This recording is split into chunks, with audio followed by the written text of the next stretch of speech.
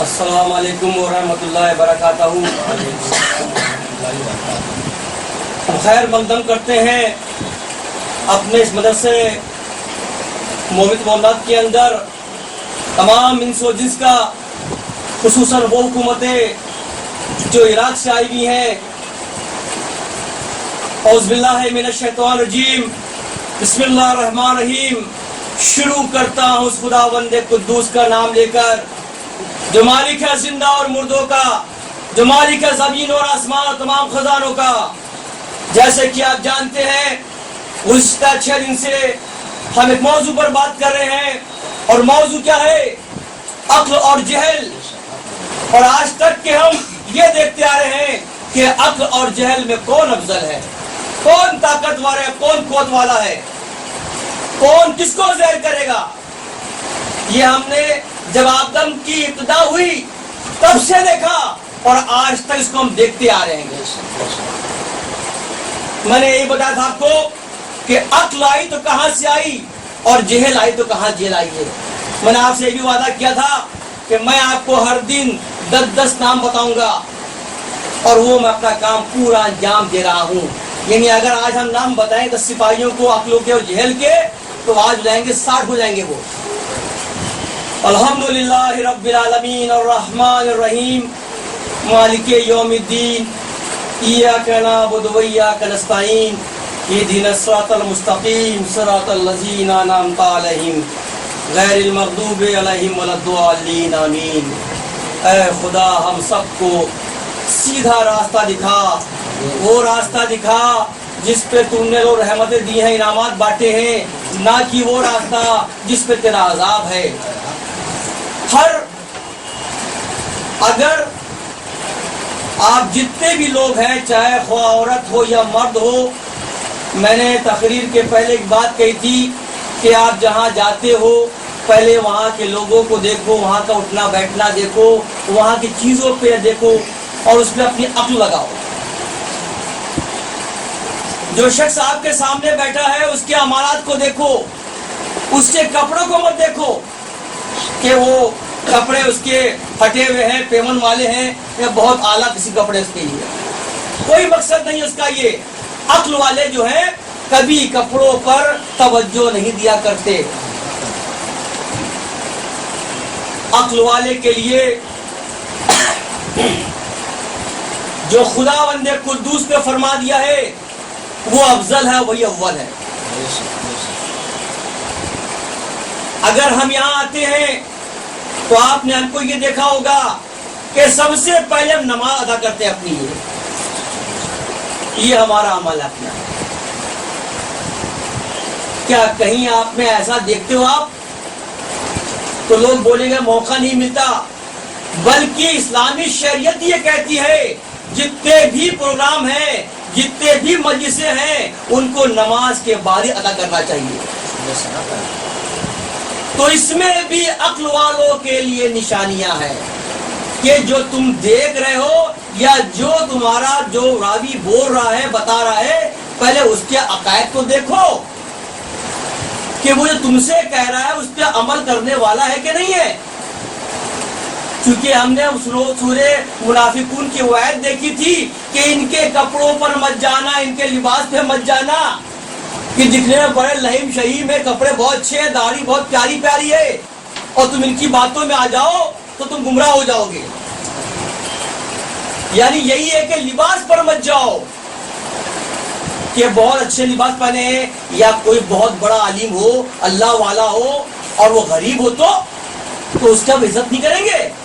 بلکہ یہ دیکھو کہ اس کی زبان سے نکلتا کیا ہے، وہ آنکھوں دیکھتا کیا ہے اور اس کا مقصد کیا چھپا اس میں. یہ عقل والوں کی بات ہے. اور جہل ہمیشہ اٹریکٹیو ہوتا ہے کہ یہ چیز بہت اچھی دکھ رہی ہے، بہت بڑھیا ہے، یہ سب سے اچھی ہوگی، اس پر مت جانا. اگر تم اس پر گئے تو تم جاہل کہلاؤ گے. کیا یہ عقل والے وہی لوگ ہیں جو کروڑ روپیہ کما لے، بہت علیشان اپنے بنگلے بنا لے، اور 10-20 नौकर चाकर आ जाए काम करने वाले और सुबह और शाम तक बढ़िया बढ़िया खाना नोश फरमाए, क्या आप इसको अक्ल कहते हैं? हाँ, आप अक्ल कहते हो कि बड़ा अक्ल वाला है, देखो उसने क्या कमाया है, दुनिया में उसका नाम है। यानी कि तुमने दुनिया की जिंदगी देखी। अभी जो हमारे हाफिज जी जो सूर पढ़ रहे थे, सूर्य मायदा की आयत नंबर 1 से 5 तक, मैं उस पर आ रहा हूं असल में, कि ये दुनिया जो दिखने में बड़ी खूबसूरत है, यकीन जानना ये खेल तमाशा है ये, और जो तुमको असली मेहनत करनी है वो आखिरत की करनी है। और अगर तुमने आखिरत की तैयारी नहीं करी तो तुम खसारे पड़ जाओगे। क्या तुमको अक्ल नहीं कि तुम इनके जो काफिर और मुनाफिकीन हैं, जो दौलतों के पीछे भाग रहे हैं, तुम इन जैसे हो जाओगे? नहीं, एक ईमान वाले का मकसद ये नहीं है कि हम दुनिया को देखें और अपना सब्र खो दें और तवक्को करें कि मैं इससे अच्छा घर बनाऊंगा, मैं इससे अच्छा कमाऊंगा। जहां नियत में ये आ गया तो वो अक्ल वाला नहीं है, वो जाहिल है, वो सबसे बड़ा जाहिल है। क्योंकि अब जो वो काम करेगा उस चीज को पाने के लिए, उसमें हिंदी बोलते साम दाम दंड भेद, यानी उसको जैसे भी करके उसको पाना है, हासिल करना है, इसलिए वो गुनाह भी कर सकता है। वो जो खुदा की शरीयतें हैं वो उसके खिलाफ जा सकता है। अगर हम देखें दुनिया के अंदर बड़े बड़े नेता वगैरह जब अपनी मस्जिदें करते हैं, खाली उसमें शोर शराबा होता है, वो किसने करते हैं? वो चाहते हैं सिर्फ मेरा नाम हो, मैं इस दुनिया में नामवर हो जाऊं। लेकिन अक्ल वाला कहता अगर मेरा नाम होना है तो आखिरत में नाम हो जाए मेरा। जिसने आखिरत के लिए मेहनत नहीं करी, यकीन जानना उसने सब गवा दिया। इसी सूर के अंदर आयत नंबर 3 देखो, और ऐ लोगों आज तुम्हारा दीन मुकम्मल हो गया, हमने तुम्हारे लिए तुम्हारा मजहब दीन इस्लाम पसंद फरमा दिया है। ये अल्लाह फरमा रहा है। तो कुछ आलिमों ने कह दिया कि सूरह मायदा की आयत से ये मालूम पड़ता है कि आज इस्लाम पूरा हो गया। अगर इस्लाम पूरा हो गया होता तो आज हम लोग यहाँ क्यों बैठते, हम क्यों बातें बताते? यानी कि अभी इस्लाम फैल तो चुका है, खुदा ने उसका ऐलान भी कर दिया है कि उसका नाम इस्लाम है। कि खुदा ने कहा था हमने इस कायनात के अंदर तमाम मजहबों को पैदा किया है, अब अल्लाह ने इस पे मोहर लगा दी कि हमने इस्लाम को पसंद फरमा दिया है। और है लोगों, इससे पहले जितनी किताबें भी हमने भेजी, तुम उस सब पर अपना यकीन रखना, वो हमारी भी किताबें हैं। उनकी औरतें तुम्हारी जायज हैं, उनके खाना तुम्हारी जायज हैं, लेकिन जायज है तो पहले उनका मेहर देना। यानी ये बात यहूदी और नसारा की औरतों से हो रही है, उन किताबों से हो रही है कि तुम उनके घर में खाना खा सकते हो, लेकिन उनका अकायद देखने के बाद में कि उनका खाना पाक है कि नहीं है। तो मेरा मकसद सिर्फ ये है कि हम कुरान से नाटे, और अहले बैत कुरान को छोड़ सकता ही नहीं है। ये उसकी निशानियां हैं। ये जिस दिन कुरान छोड़ दिया तो नौज बिल्ला हमने वाकई अपनी पूरी जिंदगी के अमल पर हकारत कर दी। तो कुरान की एक एक आयत को देखो तो तुम्हें उसमें अक्ल दिखेगी। इसी आयत में, इसी सूर में खुदा फरमा रहा है और हमने तुम पर हराम कर दिए। क्या कर दिए? मुर्दार, सुअर का गोश्त, शराब है, वो जानवर जो अचानक मर जाए, वो जानवर कोई जानवर खा ले उसको, या वो जिसका गला घुट जाए। देखो सब में निशानियां हैं। यानी अगर तुमने इस तरह के जानवर खाते हो तो ये तुम खुदा की शरीयत खिलाफ जा रहे हो। क्योंकि अक्ल ये है कि इसके अंदर बीमारियां ज्यादा हैं। जैसे इंसान का या जानवर का खून मरता है तो खून फट जाता है, खून फटा नहीं कि इस कायनात में जितने भी वायरस हैं, बैक्टीरिया हैं, जरासीम हैं, वो उसमें घुस जाते हैं। इसलिए मना किया है कि झटके गोश्त मत खाओ, हलाल खाओ। खुदा फरमा रहा है میں اس لیے بتا رہا ہوں کہ ان سب میں عقل والوں کے لیے نشانیاں ہیں. لیکن ایک قوم ایسی بھی ہے جو جاہل ہے, وہ جھٹکے کا ہی گوشت کھایا کرتی ہے. ایک ایسی قوم ہے جو مردے اٹھا دیا کرتی ہے, ان کو کھایا کرتی ہے. پھر اللہ نے اور فرما دیا کہ ہاں اگر تم نے وہ جانور, وہ پرندے جو تم نے جو ان کو تیار کیا ہے, یعنی ان کو تم نے جو ہے سکھایا ہے, جیسے کہ تیتر, جیسے کہ تمہیں باز, وہ جائے گا شکار پکڑے گا اور لے آئے گا, تم اس کو ذبح کرو کھا جاؤ. یعنی کہ ہر چیز میں باریکی ہے کہ نہیں ہے. پھر خدا یہ فرما رہا ہے اور جب تم احرام کی حالت میں ہو تو تم کو شکار کرنا منع ہے, اور یہ بھی منع ہے کہ جو اونٹ جا رہے ہیں راہ خدا میں خانہ کعبہ کو, اب تم اس کو چھو نہیں سکتے ہیں. ان کی جو تختیں لٹکی ہوئی ہیں خدا گھر کی, تم اس کو چھونا نہیں. تو یہ واقعہ کیا ہے, ہم اس پر غور کرتے ہیں. یہ واقعہ یہ ہے, حضر بن منظر قندی نام کا ایک شخص جو جاہل تھا, نبی کے پاس آتا ہے اور فرماتا ہے اللہ کے نبی مجھے یہ بتائیے کہ آج کل آپ بہت اسلام کی باتیں کر رہے ہیں, دین کی باتیں کر رہے ہیں, اپنے خدا کی باتیں کر رہے ہیں, اس کو دیکھا بھی نہیں ہے, تو ایسا آپ کے مذہب میں ہے کیا جو میں عمل کروں؟ آپ کے مذہب میں ایسا ہے کیا کہ اس پر میں چلوں؟ تو نبی نے اس کو بہت سمجھایا, بہت سمجھایا. اب کہہ تو یہ سکتے ہیں یا تو وہ سمجھنا نہیں چاہتا تھا یا وہ جاہل تھا, جہل تھا وہ, اور آخر یہی ہوا, وہ سمجھا نہیں, بولا کہ ہمیں آپ کا مذہب سمجھ میں نہیں آتا ہے گا, ہمیں آپ کا دین سمجھ میں نہیں آ رہا ہے گا. تبھی اس آیت میں دین کا جو ہے اعلان ہو رہا ہے گا. کرتا کیا ہے منظر قندی, جب جاتا ہے چپکے سے نبی کے کچھ اونٹ کو چرا لیتا ہے, وہ چلا جاتا ہے. ایک ایسا وقت آیا کہ نبی احرام کی حالت, صحابی احرام کی حالت حج کرنے جا رہے ہیں. اس زمانے میں تو چلا کرتے تھے قافلے 10 کے 20 کے 100 کے. تو جب نبی صاحبدار تھے تو صحابہ کی نظر پڑ گئی, بولے اللہ کے نبی وہ دیکھیے ہمارے اونٹ جا رہے ہیں, کندی نے تو میرے اونٹ ہیں, ابھی ہم اس کو چلاتے ہیں, مزہ چھین لیتے ہیں. تب نبی نے کہا نہیں, اب تم احرام باندھ چکے ہو, اب تم پر یہ ممنون ہو چکا ہے. یہ ہے عقل والوں کی نشانیاں. یعنی قرآن کے اندر مقصد یہ ہے کہ کوئی آیت بے وجہ نہیں ہے, ہر آیت کے اندر ایک قصہ چھپا ہوا ہے. وہ الگ بات ہے کہ ہمارے عالم کو جانتے نہیں, لیکن ہم نے کہا کہ اگر انہی خلاصوں کو ہم بات کریں گے تو آپ کو ہماری بات سب اچھے سے آ جائے گی, ورنہ کوئی مطلب نہیں ہے. اور آگے بڑھتے ہیں, اسی سے سورہ انعام دیکھتے ہیں آیت نمبر 31 سے 35 تک کے, اور اللہ فرما رہا ہے, کیا اللہ فرما رہا ہے کہ اے لوگوں اگر تم عقل والے ہو, اگر تم عقل والے ہو تو میری اطاعت کرنا, تم اس دنیا کھیل مت پڑنا. بار بار اللہ عقل کی بات کر رہا ہے, اللہ جہل کی بات کر رہا ہے. یعنی تقریباً میں نے کہا تھا کہ 300 ایسی جگہ پر ہیں جہاں خدا نے عقل کی بات کری اور جہل کی بات کری ہے, لیکن ہم اس پر غور نہیں کرتے, ہم توجہ نہیں کرتے. یہ میری کمیاں ہیں نا اس میں. اگر ہم توجہ کریں تو آج ہمیں اکثر جو لوگ کہتے ہیں کہ آپ جاہل ہو, تو شاید نہیں کہتے.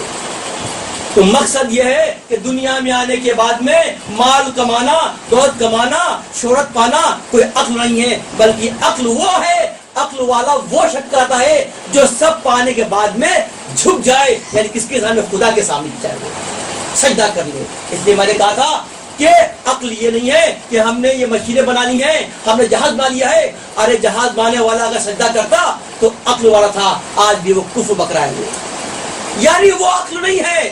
عقل کا مطلب ہے مومن ہے, اور مومن کا مطلب ہے علم ہے, اور علم کا مطلب نبی والا ہے, اور نبی کا مطلب اللہ والا ہے. یہ پوری ایک لنک ہے. اگر ہم ایک کڑی بھی نکال دیں تو پورا کھیل ختم ہو جائے گا. تو میں نے کہا کہ میں علم کی باتیں کر رہا ہوں آپ سے, میں عقل کی باتیں کر رہا ہوں, اور میں نے بتایا تھا کہ ہم روز بتائیں گے, آج پھر بولتے ہیں کہ یہ جو علم ہے یہ کتنے طرح کا ہے. پہلے میں نے کہا تھا علم کو خدا نے 2 حصوں میں بانٹا ہے, مخنوز اور مکنون. آج ہم کہتے ہیں خدا نے اس علم کو 4 طریقے سے بتایا گا. ایک علم وہ ہے جس کو کہتے ہیں ایکٹر کرنے والا، یعنی آیت موہک مات. یہ وہ علم ہے جس کو ہم دیکھتے ہیں واہ، جیسے کہ اس کو کیا علم ہے، یہ بھی علم ہے. یہ یا کوئی اپنا کھیل دکھا رہا ہے وہ اس کا علم ہے، اس کو ایکٹر کرنا بولتے ہیں. نمبر 1 پر. نمبر 2 علم کیا ہے؟ فضائے عادل، جس علم کو سیکھنے کے بعد انسان فیصلے کرنے کی حالت میں آ جاتا ہے، بڑے بڑے جج وغیرہ. اور ایک اور علم ہے اس کو کہتے ہیں سنت قائمہ، یعنی یہ وہ علم ہے جو ہم نے نبی کی سنتوں سیکھا. اور ایک علم اور بچتا ہے اس کو کہتے ہیں فضل الہی، یعنی کہ اس علم میں خدا کا فضل چھپا ہوا ہے. ان تینوں میں نہیں آ رہا ہے لیکن یہاں آ رہا ہے.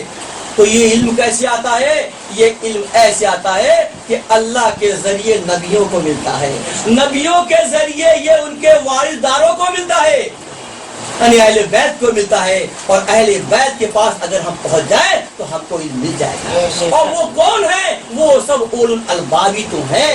اگر دعا مانگو تو اولو الالباب کر کے دعا مانگنا خدا پوری فرما دے گا. یہ باتیں ہو رہی عقل کی. ہم نے وعدہ کیا ہے کہ ہم ہر دن بات کریں گے، امام کی بھی کریں گے، خلیفہ بھی کریں گے اور پیغمبر بھی کریں گے. تو آپ دیکھیں کہ موسیٰ کیا فرما رہے ہیں یہاں پر یہ عقل کے بارے میں. موسیٰ علیہ السلام فرما رہے اپنے بھائی ہارون سے کہ اے ہارون، عقل والوں کے ساتھ، علم والوں کے ساتھ کوڑے پر بیٹھنا بہتر ہے. یعنی اگر کوئی ایسی مجلس ہے، جگہ نہیں ہے اور کوڑے رکھے ہوئے ہیں، اس پر بیٹھنا ہو تو بیٹھ جانا بنسبت ان لوگوں کے جو قالین پر بیٹھے ہو جاہل ہے. وہ یہ نہیں کہ بڑا خوبصورت جگہ بہت مزہ آئے گا، نہیں ہے، بلکہ ان کی محفل میں بیٹھنا جہاں پر عقل ہے اور تم جاہل سے دور ہو جانا. علی کیا فرماتے ہیں؟ علی فرما رہے ہیں کہ عالموں سے تم یہ امید مت کرنا، توقع مت کرنا. صحابہ کا فرمان ہے، کیا فرما رہے ہیں کہ تم عالموں سے یعنی عقل والوں سے یہ امید مت کرنا کہ تم کو وہ دولت دے گا. ارے دولت دینا تو خدا کا کام ہے. اگر تم اس نیت سے آئے ہو تو تم غلط کر رہے ہو، تم جاہل ہو. اتنی بات کر لی. اب دیکھیں کہ آج کے سپاہی کون ہیں. 10 سپاہی عقل میں کون آتے ہیں اور 10 جہل میں کون آتے ہیں. ہم نے یہ سوچا ہے کہ انشاءاللہ جو آخری تقریر جس کو میں نے کہا کہ بہت اہم ہے، اگر وہ تقریر چھوٹ گئی یعنی 5 نومبر کی، تو یہ سوچو کہ جسم کا ہر حصہ مل گیا لیکن دل رہ گیا. تو اس تقریر میں دل ہے اور ان ساری باتوں کا خلاصہ ہے علم کا، تو اس کو چھوڑنا. اور اس دن میں آپ کو یہ جو 75 سپاہی ہیں عقل کے اور جہل کے، ان کے 10 سپاہی جو اہم ہیں میں وہ آپ کو سمجھا دوں گا تاکہ آپ کبھی اس کو بھولو مت، جو اہم سپاہی ہیں. تو آپ سپاہی دیکھتے ہیں لوگوں کی باتوں پر نظر رکھنا. یہ کس کو ملا؟ یہ عقل کو ملا. مطلب یہ ہے کہ دیکھو کہ انسان جو اچھی بات کر رہا ہے سیکھو. نظر اس کو بولتے ہیں، برائی نہیں. یا یہ دیکھو کہیں ایسا تو نہیں ہے وہ ہمارے خلاف کام کر رہا ہو، صرف نظر رکھنا ہے. یہاں کیا مل گئی؟ چگل خوری مل گئی. یہاں دیکھا اور چگلی کر دی. کس کو مل گئی؟ اس جاہل کو مل گیا. ماں باپ کے ساتھ میں احسان کرنا کس کو ملا؟ عقل کو ملا. یہاں کیا ملا؟ ماں باپ کے ساتھ پہ نافرمانی کرو. بالکل الٹی کہانی چل رہی یہاں پر. یہ آگے بڑھتے ہیں. حقیقت ملی جو سچائی ہے، اور یہاں کیا؟ یہاں ریاکاری ملتی ہے. کس کو؟ جہل کو. یہاں معروف ہے تو یہاں پر منکر ہے. ادھر سطر ہے تو یہاں پر اظہار ہے. یہاں پر خوبی تقیہ ہے اس میں عقل میں، تو یہاں پر اظہار حق بے باپی کسے کرنا ہے. یہاں پر انصاف ہے تو یہاں پر کیا ہے؟ بے انصافی ہے. یہاں بے وجہ دشمنوں سے رضا جوئی جس میں دونوں کے لیے بہتری ہو. لیکن ان کو کیا ملا؟ یہ کہتے تساوت کرو. یہاں ہوا پاکیزگی تو یہاں کیا ملا؟ ناپاکی مل گئی. یہاں ملی شرم تو وہاں کیا مل گئی؟ بے حیائی مل گئی. دیکھا آپ نے؟ تو آج تقریباً 60 سپاہی ہو گئے عقل کے اور 60 ہو گئے جہل کے. اب ہم کو اپنے اندر وچار کرنا، سوچنا ہے کہ ہم کس کے پاس جا رہے ہیں، کس کی قوم میں جا رہے ہیں. جہل کی قوم میں دکھتے ہیں کہ عقل کی قوم میں دکھتے ہیں گے، یہ بھی کرنا ہے. تو لوگوں، عقل کی بات ہو رہی ہے اور ہم نے تمام خلیفوں کی بات کری. اب ہم یہ دیکھیں کہ یہ عقل و جہل جو ہمارا موضوع ہے، جو ہم لے کے چل رہے ہیں اور مقصد ہے، میں نے کل کہا تھا حق جو ہے عقل ہے اور جہل جو ہے باطل ہے. ہم نے یہ بھی آپ سے کہا اسٹارٹ میں کہ جب آدم پیدا ہوئے، دیکھو بات کو سنو، جب آدم پیدا ہوئے خدا کا حکم ہو گیا سجدہ کر لو، تو سب نے سجدہ کرا. مطلب یہ بات شروع کہاں سے ہو رہی ہے؟ تو اس وقت کیا تھا؟ اتنے حق والے ہو گئے اور باطل صرف ایک تھا جس نے خدا کا حکم نہیں مانا، یعنی کہ ابلیس. ٹھیک؟ پتہ نہیں اس باطل نے کون سی چال چلی کہ خداوند نے قدوس کو اس کائنات کے اندر 1,24,000 کم و بیش پیغمبر بھیجنے پڑ گئے. ایک باطل اور لاکھوں حق والے. اور جب نبی کا دور آیا تو ایک حق پر اور سب باطل. کتنی بڑی بات ہے کہ جس کے ساتھ میں سبھی نافرمان ہو، سبھی جہل ہو اور ایک حق پر ہو تو وہ تبلیغ کیسے کرے گا؟ اور یہ نبی نے کر کے دکھا دیا. یعنی دنیا بنی، آدم آئے اور حق اور باطل یعنی حق اور جہل کی جنگ شروع ہو گئی اور وہ آج تک چلی آ رہی ہے. اگر اکثر میں نے لوگوں سنا ہے کہ یہ کہتے ہیں کہ جو حق پر ہوتا ہے وہ جیتتا ہے. کیا کہتے ہیں؟ جو حق پر ہوتا ہے وہ جیتتا ہے. سنا آپ نے؟ ہم نے بھی سنا ہے. تو نعوذ باللہ، کیا حسین حق پر نہیں تھے؟ اکثر کچھ جاہل عالموں نے اس بات کو لکھا ہے کہ اگر وہ حق پر ہوتے تو فتح ہوتے. مثال دیتے ہیں، نبی نے چھوٹی فوج لینے کے باوجود بھی جنگ بدر جیتی، جنگ حنین جیت لی. اور آگے بڑھتے ہیں کہ ان کو دیکھو رامائن میں رام جیتا، مہا بھارت میں کرشنا جیتا. یہ اس کی مثال لے کے آ رہے ہیں. اگر میں ان کو پلٹ کر جواب دے دوں تو ان کے سارا پانی اتر جائے گا. جب یحییٰ شہید ہوئے تو کیا وہ حق پر نہیں تھے؟ جب عیسیٰ اٹھائے گئے تو کیا وہ حق پر نہیں تھے؟ جب زکریا شہید ہوئے کیا حق پر نہیں تھے؟ ارے میرے پاس تو اکیلے رہنے والوں کی اتنی مثالیں ہیں کہ تم یاد کرنا بھول جاؤ گے. یعنی کہنے کا مطلب یہ ہے کہ حق کبھی کبھی اکیلا بھی ہوتا ہے، حق کمزور بھی ہوتا ہے طاقت سے، لیکن اس کی عقل مضبوط ہوتی ہے اور وہ یزید کا مقابلہ کرتا ہے. اصل میرا مقصد وہی ہے. عقل کو تم ہر جگہ جھانکو گو تب تمہیں عقل کے بات سمجھ آئے گی، ورنہ تم جاہل کہلاؤ گے. جیسے کہ ہم نے کہا تھا کل کہ جب واقعہ کربلا کی بات 6 سے 7 تک پہنچی، یعنی آج 7 محرم، ہم دیکھ رہے ہیں کہ آج حسینی خیموں کے اندر ایک تلاطم ہے. ایک خوف یہ ہے، اور خوف یہ ہے کہ کہیں کل ایسا نہ ہو، کہیں ایسا نہ ہو کہ یہ جو کل 5 مشک پانی آیا تھا، یہ پانی کا لانا آج جنگ میں تبدیل ہو جائے.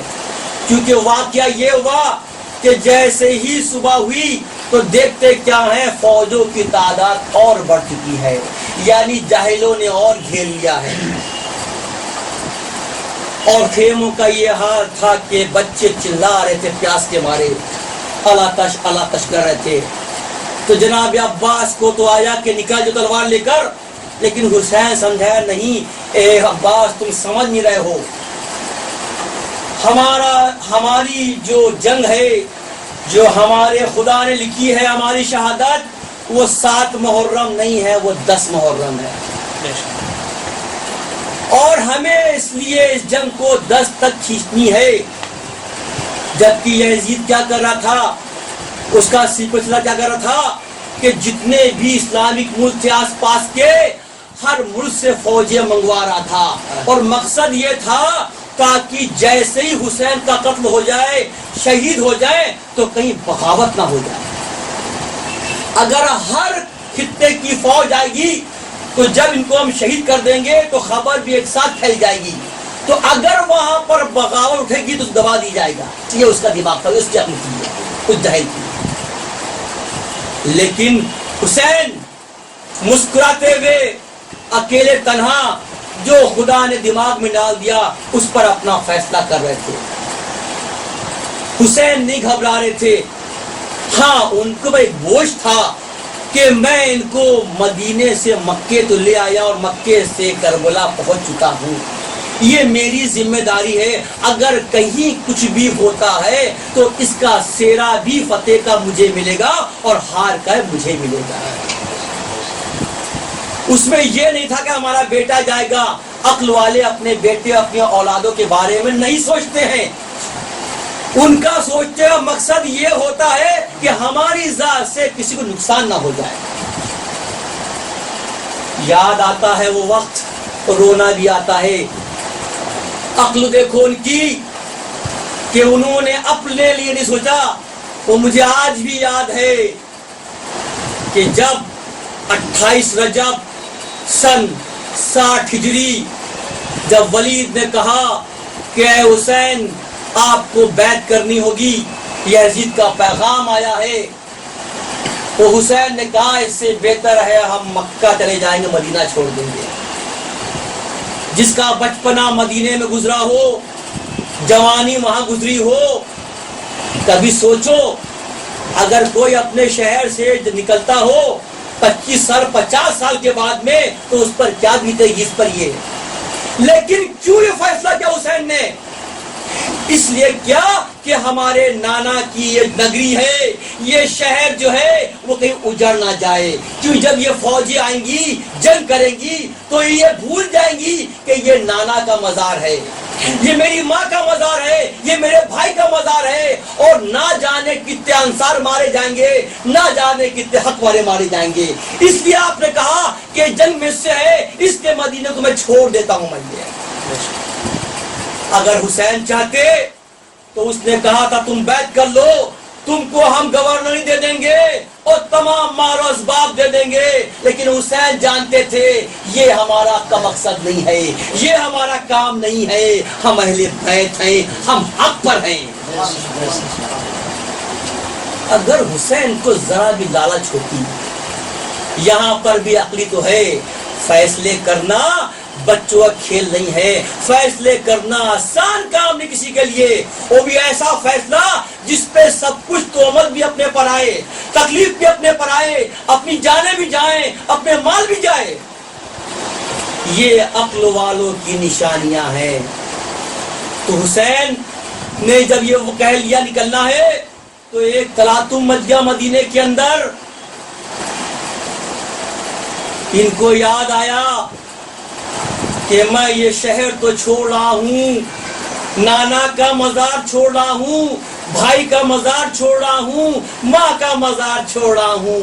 یہ تو ہم سبھی جانتے ہیں کہ زندگی اور مرنے کے بعد میں بہت فرق ہوتا ہے، لیکن کم سے کم اگر اسلام میں دفن کرنا بتایا گیا ہے تو اس لیے کہا گیا ہے کہ یہاں تمہارے بزرگ نشان رکھی ہوئی ہے، وہاں جاؤ، ان کے پاس جا کر کو یاد کر جا کرو۔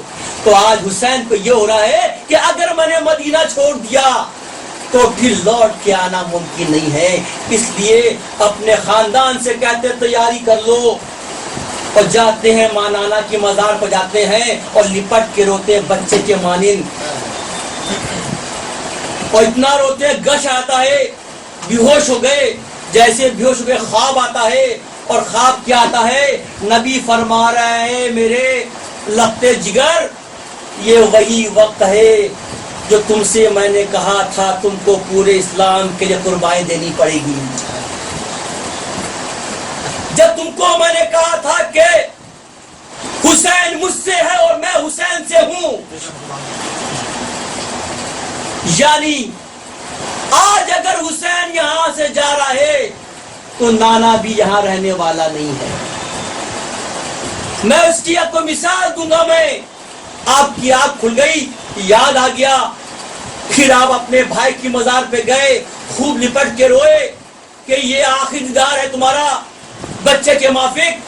پھر اپنی ماں کے مزار پہ گئے, خوب لپٹ کے روئے اور یہ کہا کہ یہ آخری وقت ہے دیدار کر رہا ہوں میں. یہ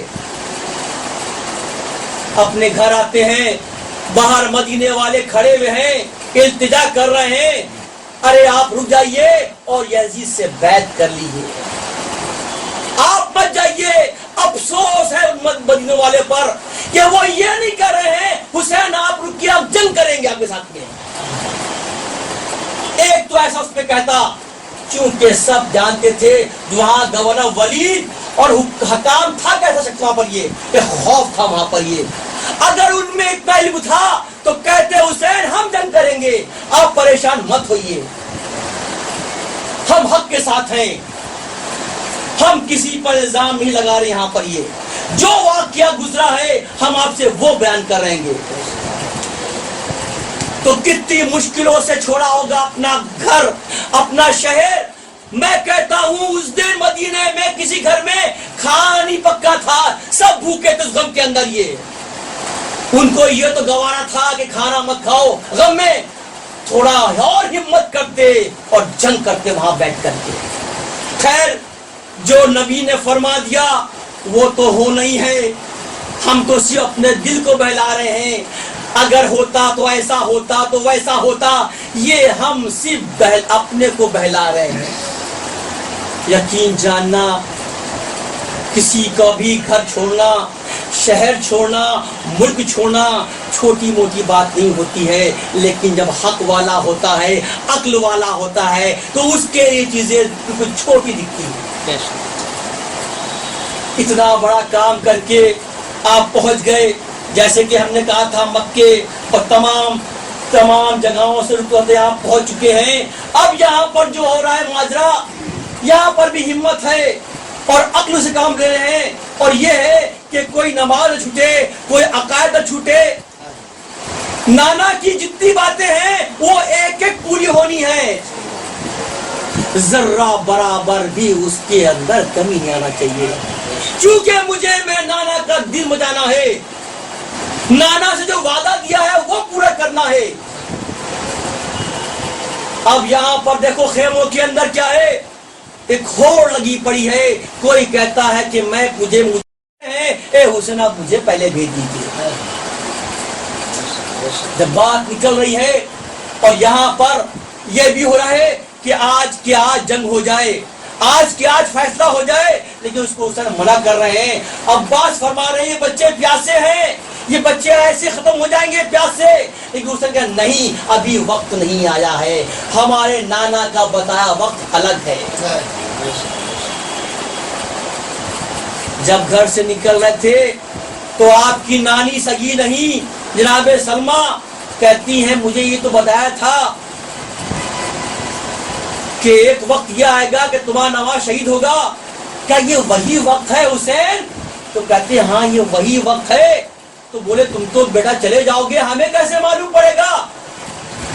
تو مٹھی لیتے ہیں مٹی, وہ نانی یہ مٹی لیجئے, جس دن یہ مٹی لال ہو جائے گی ہم شہید ہو گئے ہیں. اب ہمت تو دیکھیے آپ, خوف نہیں ہے. جیسے کوئی دولہا جا رہا ہے, دولہا بارات جا رہی ہے, یہاں تھوڑا سا تکلیف ہوتی ہے تو ہائے واللہ مت جایا کرتا ہے. چیخنے لگتے ہیں، بچوں کو چھپا لیا کرتے ہیں. لیکن وہی ہے کہ صحیح بات ہے، مذہب سے بڑا کچھ بھی نہیں ہو سکتا، نہ مذہب سے بڑے نبی بھی نہیں.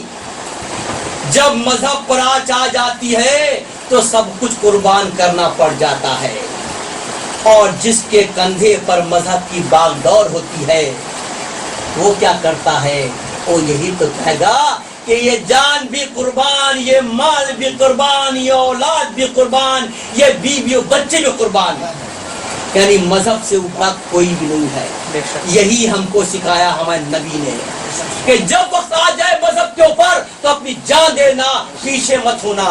یہ جان تو اللہ کی دی ہوئی ہے، ہم اسی کے مذہب کو بچانے جا رہے ہیں. تو جو خدا کی راہ میں نکلے کیا ہوگا؟ باطل ہوگا. وہ ایک بار کچھ واقعہ ایسا بھی ہے عقل والوں کے لیے کہ علی اکبر فرما دیتے ہیں کہ حسین کیا ہم حق پر نہیں ہیں بابا جان؟ تو آپ فرماتے ہیں اگر ہم حق پہ نہیں ہوں گے تو حق پر کون ہوگا؟ کرے میں نے اس سے پوچھا کہ اتنے دشمن کیوں ہو گئے ہمارے؟ کیوں دشمن تمہار ہو گئی ہے کہ میں آگے آگے اور موت ہمارے پیچھے پیچھے؟ آتا ہے سوال. تو میں نے کہا تھا کہ یہاں پر ایک جذبہ ہے قربانی دینے کا. کہ غلام کی بات کرتے ہیں، نام تھا جان، اور کہتا ہے حسین آپ ہم کو بھیج دیا اللہ کے واسطے، ہم جنگ پر جائیں گے. حسین کہتے ہیں نہیں ابھی نہیں، تم نہیں جاؤ گے. پھر آتا ہے، پھر جاتا ہے، بولتا آپ کو بھیج دیجئے، مجھے سب جا رہے ہیں. کہ نہیں ابھی مت جاؤ، ابھی نہیں. اچھا غصہ گیا، کہنے میں سمجھ گیا حسین، ہاں میں غلام حبشی ہوں، میں کالا ہوں، میرے خون سے بو آئے گی اور آپ اہل بیت ہو، وہ خوشبو آئے گی، اس لیے آپ منع کر رہے ہو، کہیں ایسا نہ ہو کہ خون آپس مل جائیں. یہ ہے محبت. آپ جب وہ اپنا غصہ دکھا چکا، بولے یہاں آؤ، ہم تم سے کہتے ہیں تم شہید ہوگے اور سب سے اچھی خوشبو تمہارے خون سے آئے گی. اور یقین جاننا ایسے ہی ہوا.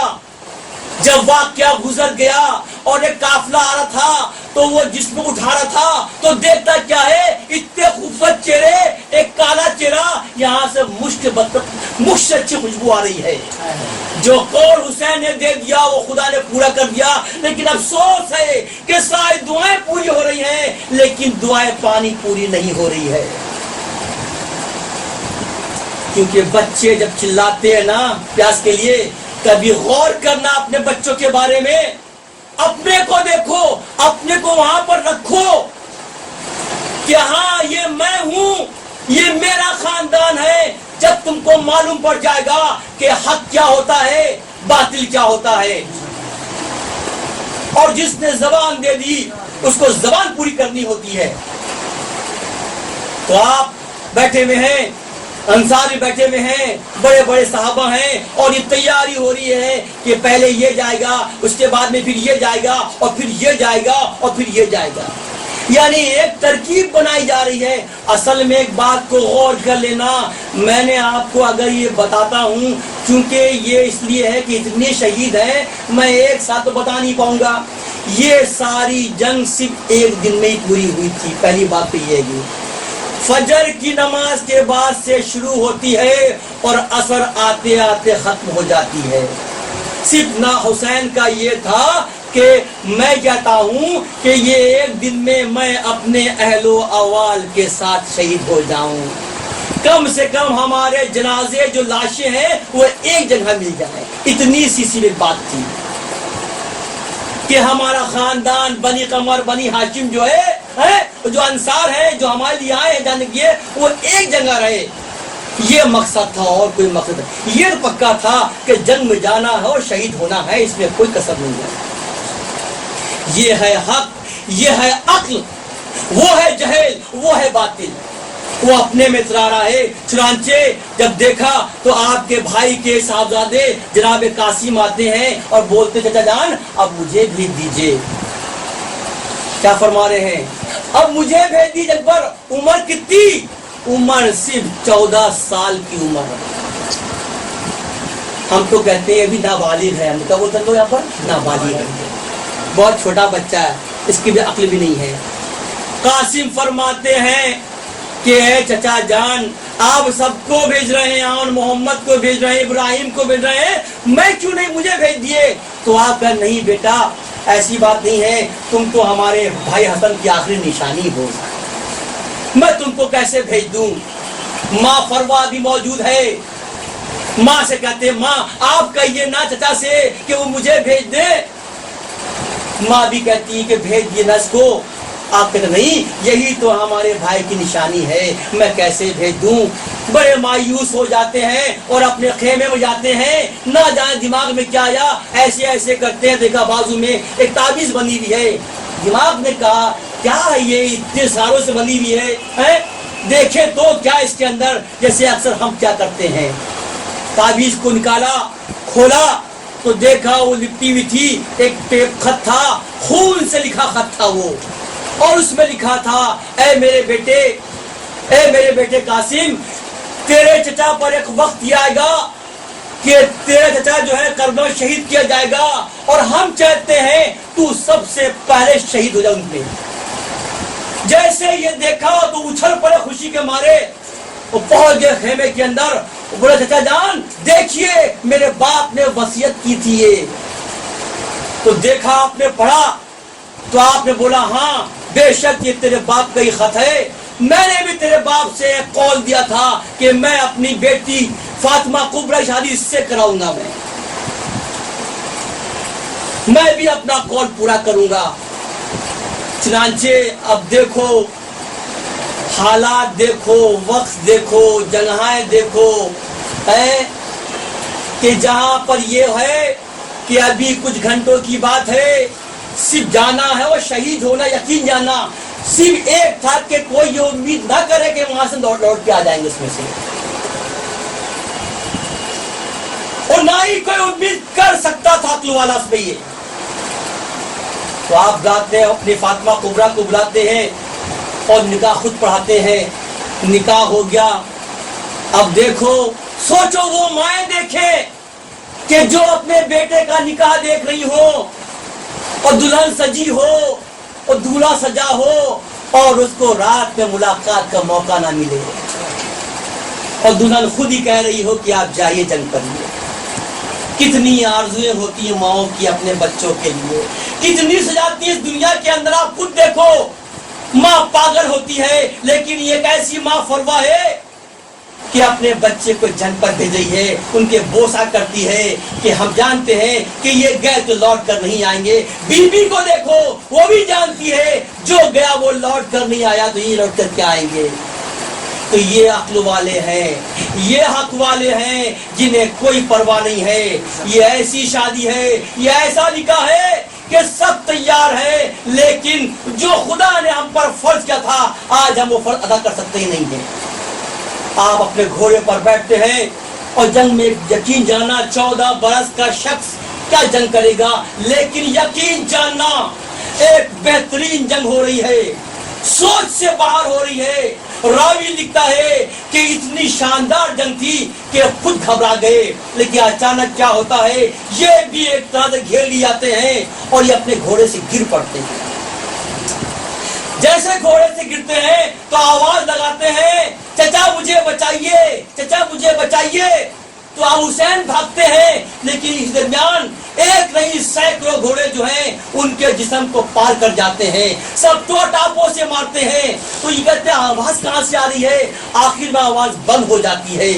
حسین پریشان، قاسم کی تو آواز ہے، تمام لاشیں پڑے ہوئے ہیں، تو ڈھونڈتے ہیں کہیں لاشا ملتا ہی نہیں ہے، تو دیکھتے کیا ہے کہ ایک لاشا اتنا چوڑا پڑا ہوا ہے، چہرہ جو ہے وہ پتلا ہو گیا ہے، جسم ہڈیاں مل چکی ہے اس کے اندر، یہ تو نور سے پہچانتے کہ قاسم کا لاشا ہے یہ۔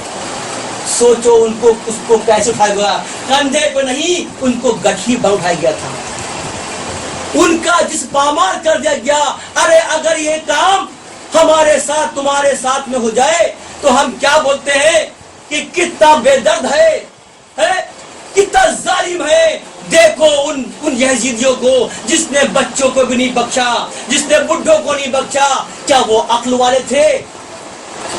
اے لوگوں, ہماری جو بات ہے, ہم جو بتا رہے ہیں, میرا مقصد یہی ہے, ایک ہی مقصد ہے کہ دیکھو اگر تم چاہتے ہو جنت میں جاؤ تو تم کو وہ مذہب اختیار کرنا پڑے گا جو خدا چاہتا ہے, اور خدا چاہتا ہے وہ مذہب کا نام ہے کردار رسول. اگر تمہاری زندگی کے اندر نبی کردار آ گیا تو یقین جاننا تمہاری زندگی کامیاب ہو جائے گی. یہ مت سوچنا کہ ہم فلاں کے ڈھکا کے, بلکہ ہر انسان جس فرقے کا بھی ہو اس فرقے میں رہتے ہوئے اس کا یہ فرض بنتا ہے کہ ہمارے اندر نبی کے عقائد آ جائیں, ہمارے اندر نبی کے عملات آ جائیں, ہم ان کی سنت کے اوپر عمل کر سکیں. یہ اور کوئی میرا مقصد نہیں ہے. اور جس نے بھی, نبی نے خود کہا تھا اپنے صحابہ سے کہ میں جا رہا ہوں دنیا سے, لیکن میں قرآن اور اہل بیت چھوڑ کر جا رہا ہوں, نہ تم اس کو چھوڑنا اور نہ اس کو چھوڑنا. اگر تمہارے ہاتھ سے ایک جگہ گیا تو یقین جانا تمہاری زندگی جو ہے ختم ہو جائے گی, زندگی دنیا میں ختم ہو جائے گی, جو آخر تمہاری بگڑ جائے گی. تو اے لوگوں, جو گزرا جو بھی ہوا اس کا مقصد یہ تھا, ایک پیغام تھا کہ حق چاہے جتنا بھی چھوٹا ہو, حق چاہے کمزور ہی کیوں نہ ہو, لیکن فتح حق کی ہوتی ہے. جس نے حق کا ساتھ دیا وہ کامیاب ہے, اس سے اللہ بھی خوش ہے, اللہ کا نبی خوش ہے. اگر کہیں زندگی کے اندر تمہارے ساتھ بھی ایسا گزر جائے تو حق کا ساتھ دینا, اگر تم نے حق کو چھوڑ دیا تو نوز میں تم جہنم میں لاؤ گے. اللہم صلی علی سیدنا مولانا وعلی سیدنا مولانا محمد بارک وسلم. اسلام ہے پاک پروردگار, تو نے جتنا اس دماغ میں ڈالا, تو نے جتنا اس دل میں ڈالا, ان الفاظوں کو میرے مولا تیرے بندوں کے سامنے اسی طرح رکھ دیا میرے مولا. اگر ہمارے بات کرنے میں, ہمارے بیان کرنے میں میرے مولا کچھ وقت کمی رہ گئی, مجھے معاف فرما دینا. اے خداوند قدوس, تو نے ہمیشہ بانٹا ہے, تو ہی بانٹنے والا ہے, تو ہی دینے والا ہے میرے مولا. تیرا ہی ایک در واحد ہے میرے مولا. اتنے لوگ ہیں میرے مولا, یہ سب تیرے آگے ہاتھ پھیلائے میرے مولا. تو بیٹھا ہے, تو دیکھا ہے میرے اپنے رب سے. ہم سب مل کے میرے مولا, ہم جتنے بھی حضرات ہیں میرے مولا, سب مل کے تجھ سے دعا کرتے ہیں. جو دلوں میں ہے, جو ہمارے دماغوں میں میرے مولا, وہ سب تیرے سامنے پہ آ رہا ہے. قبول کرنا نہ کرنا سب تیرے اختیار میں ہے. تیرا نام ہے پاک پروردگار, تیری رحمتوں کا نہیں کچھ شمار. ایک ادنا سی قدرت تو ہی آشکار, کیے کن میں عالم 18,000. اے زیبا تجھے اکبری سروری, میری بار کیوں دیر اتنی کری. تیری ذات ہے گی غفور رحیم, مرضلا دوا کا تو ہی ہے حکیم. ہمیشہ سے ہے اور رہے گا قدیم, تجھی کو کہے ہے سمیع علیم. تجھے علم ہے ظاہری باطنی, میری بار کیوں دیر اتنی کری. تیرے حکم بن بر جنبش نہ کھائے, جگہ سے کہیں ہل کے ذرہ نہ جائے. تیرے حکم سے میں برسنے لگا, ہوئی باغ دنیا کو جس سے فضا. کرے خشک کھیتی تو پل میں ہری, میری بار کیوں دیر اتنی کری. زمین کا کیا کیا جو تو نے قبول, ہوئے اس پہ ظاہر محمد رسول، یہاں تک دیا ان کے رتبہ کو طول کہ لولیک ہے جن کی شان و نزول، عطا ان کو مورے نبوت کری، میری بار کیوں دے اتنی قریب، کسی کو کتب اور قلندر کیا، کسی کو دیا مرتبہ غوث کا، کسی کو عطا کی ہے پیغمبری، میری بار کیوں دیر اتنی قریب، لیا حضرت آدم نے گندم کو کھا، بہشتوں سے باہر ملی ان کو جا، رہے بی بی حوا سے مدت جدا، کیا باب رحمت کا ان پر ریا، ملاقات دونوں کی باہم کری، میری بار کیوں دیر اتنی کری، پڑی کاشتی نوح پر جب بلا، گیا ڈوب وہ جس کو تھا ڈوبنا، بچانا تجھے جس کو منظور تھا، نہ مطلق اسے غرق ہونے دیا، دکھائی وہاں پر یہ سنت گری، میری بار کیوں دیر اتنی کری، گئی جب کہ یونس کو مچھلی نگل، نہ کام آیا اس وقت کوئی عمل، پکارا انہوں نے تجھے برمحل، لیا شیک مچھلی سے ان کو نکل، وہاں تو ہوئی یہ کرم کی گھڑی، میری بار کیوں دیر اتنی کری، پڑے آگ میں جب کہ حضرت خلیل، پکارا انہوں نے کہ رب جلیل، کہ اس آگ کو با یہ بستہ جمیل،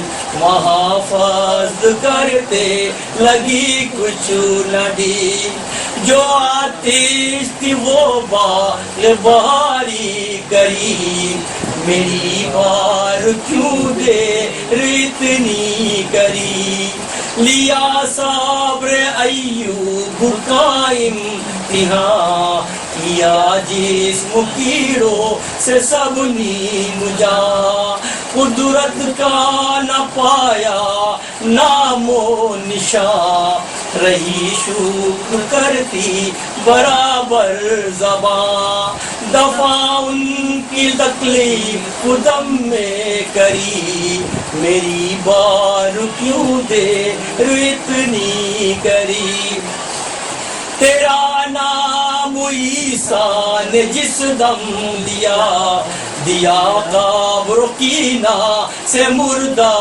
جلا، یہی وقت موسیٰ پہ آید ہوا، عصا سے شجر اونچا کیا، ملا پھل تیری یاد جس نے کری، میری بار کیوں دیر اتنی کری، ہے تجھ کو یہ معلوم کہ کھوٹی کری، میری بار کیوں دیر اتنی کری، تیرا نام ستار غفار ہے، یہ بندہ سرے پا گنہگار ہے، پڑھی نہ وہ میری جو مجدار ہے، وہی پار और उसका करनहार है। गुनाहों से भारी है मुझ पर अलम, तुझी को है पैदा किए की शर्म, के कर जल्द अब दूर दुनिया के गम, के कर जल्द अब मुझ पे अपना करम। न करी मेरी दुनिया में पर्दा दरी, मेरी बार क्यों देर इतनी करी। मैं लाचार उम्मीद तुझ पे धरी, मेरी बार क्यों देर इतनी करी। वहाँ के नबी शाह खैरुल वरा, दिलाकुल घर से मेरा मुँह दुआ। मैं लाचार उम्मीद तुझ पे धरी, मेरी बार क्यों देर इतनी करी। ए मेरे रब्बुल इज्जत, तूने यूनुस को मछली के पेट से निकाल लिया, तूने इतने बड़े तूफान के अंदर कश्ती नूह को बचा लिया, तूने मूसा को रास्ता दे दिया, तूने अपने घर को बचा लिया। ए मेरे मौला, हमारा भी तो घर था मेरे मौला। ए मेरे मौला, हमने भी तेरी उतनी इबादत की है मेरे मौला। हमारे जितने अजवाज है, हमारे जितने बुजुर्ग मेरे मौला तेरे चाहने वाले हैं मेरे मौला। तूने इब्राहिम को बचाया, तूने इस्माइल को बचाया मेरे मौला। मेरे मौला, अगर घर की बात होती मेरे मौला, तूने अपना घर बचाया मेरे मौला। मेरे घर का क्या हुआ मेरे मौला? मेरे मौला, आज हम एक घर वाले नहीं है मेरे मौला, ये सब घर वाले हैं मेरे मौला। ए मेरे मौला, इन सब का घर परेशान है। एक घर हमारा उजड़ा था मेरे मौला, दुनिया जानती है। आज ये सब के घर उजड़ रहे मेरे मौला। अगर तू इसको नहीं बचाएगा मेरे मौला, कोई बचाने वाला नहीं है। ए मेरे मौला, तुझे वास्ता है हमारे खानदान का, तुझे वास्ता है तेरे नबी का मेरे मौला। ये जितने लोग बैठे मेरे मौला, इन सब के घर को बचा ले मेरे मौला। किसी घर में बेबरकती है, किसी घर में बेरोजी है मेरे मौला, किसी के औलादे नाफरमान है मेरे मौला, किसी के बेटे कुंवारी मेरे मौला, ये सब परेशान है मेरे मौला। तू अपनी इन पे निगाह कर दे मेरे मौला, अपना निगाह करम कर दे मेरे मौला। इन सब के घर को बचा ले मेरे मौला। ए मेरे मौला, तुझसे जो हमने दिल में था मेरे मौला, हमने रख दिया मेरे मौला। अब जो ये इनके दिलों मेरे मौला, ये तुझसे बात करेंगे मेरे मौला। इनकी बातें तू समझे, तू जाने मेरे मौला। सिर्फ ये दुआ है, ये आरज़ू है, ये तवक्को है मेरे मौला कि तूने इस दर से लोगों को नवाजा है मेरे मौला, तूने सदका दिया है मेरे मौला। आज इन सबको सदका बांट दे मेरे मौला, सदका अंबिया बांट दे मेरे मौला, सदका करबला बांट दे मेरे मौला। जो इनकी तमन्ना पूरी फरमा दे। आप जितने हजरात हैं सब एक मिनट के लिए अल्लाह से खूब मांगे, और हम भी मांगते हैं।